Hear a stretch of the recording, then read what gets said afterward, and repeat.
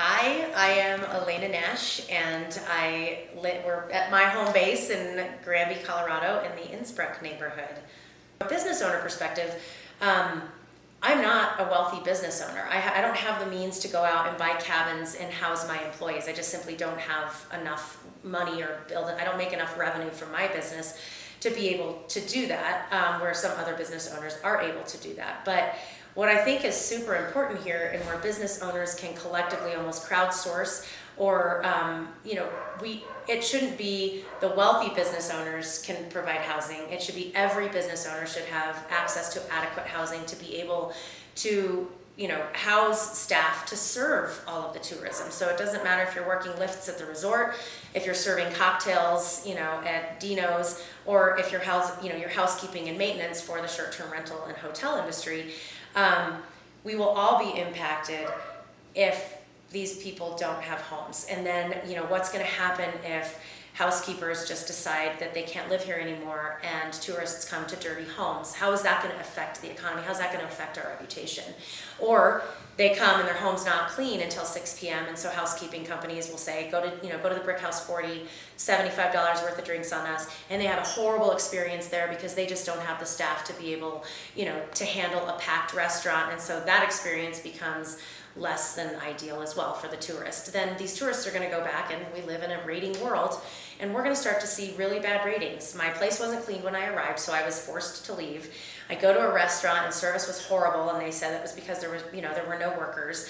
And so they're not going to come back, and we don't need that. We live in the most beautiful place, in my opinion, in the world. I've never lived in a more beautiful home with so many recreational opportunities that I don't get to enjoy because I'm working all the time because I don't have enough staff. But really to highlight on the fact that business owners need to come together, and we can solve this together because we're sharing employees. And one piece of that is, someone asked me the other day, why aren't you recruiting? Like, I haven't seen you put anything on Granby Online for housekeepers. You want to know why? It's because I can't take another employee from another business and leave them without, because I care.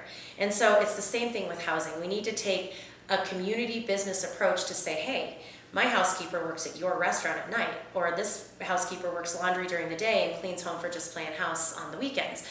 We can all come together and collaborate on a housing model, hopefully, that can solve this. I don't know what the answer is, but I know that as business owners we can come together with some sort of idea, and it shouldn't be that just Devil's Thumb Ranch has housing and Grand Lake Plumbing has housing.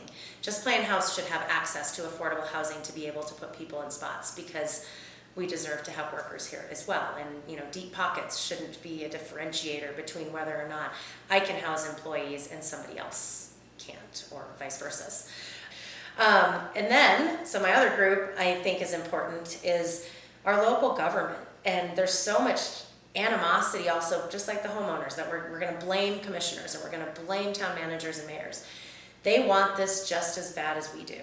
But how do we do it? And it's a matter of getting a seat at the table, building the right people with the passion, not the problems. We know the problem exists, but people that are actually going to come to the table with solutions, with money, with skills, with architecture degrees and engineering and water and sanitation, and come to our local government and say, hey, we know we need this. Here's what I'm willing to offer.